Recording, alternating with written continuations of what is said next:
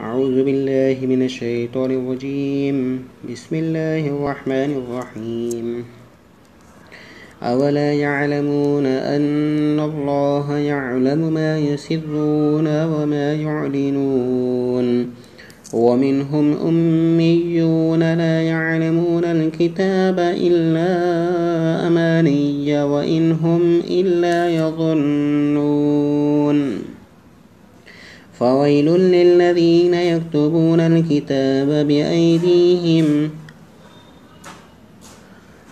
ثم يقولون هذا من عند الله ليشتروا به ثمنا قليلا فويل لهم مما كتبت أيديهم وويل لهم مما يكسبون.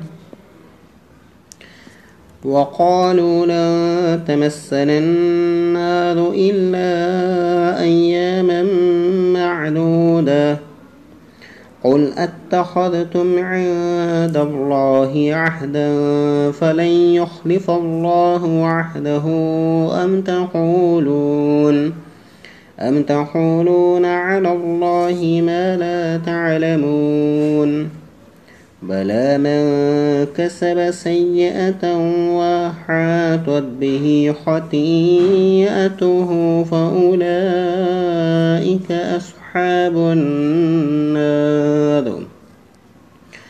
هم فيها خالدون. والذين آمنوا وعملوا الصالحات أولئك أصحاب الجنة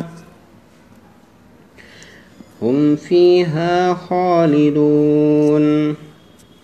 وإذا أخذنا ميثاق بني إسرائيل لا تعبدون إلا الله وبالوالدين إحسانا وذي القربى واليتامى والمساكين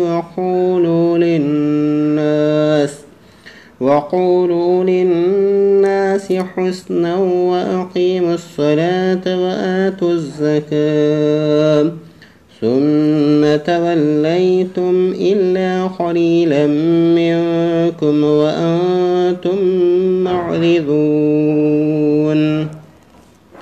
صدق الله العظيم.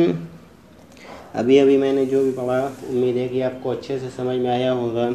अगर आपको कुछ नहीं समझ में आया या आपको पढ़ने में कोई परेशानी हो रही है तो नीचे कमेंट कीजिए या हमारे व्हाट्सएप पे कांटेक्ट कीजिए। इंशाल्लाह आपको बहुत अच्छे से फिर से समझाया जाएगा। और ये वीडियो अपने दोस्तों के साथ भी शेयर कर दीजिए ताकि वो भी इस वीडियो से फ़ायदा हासिल कर सकें।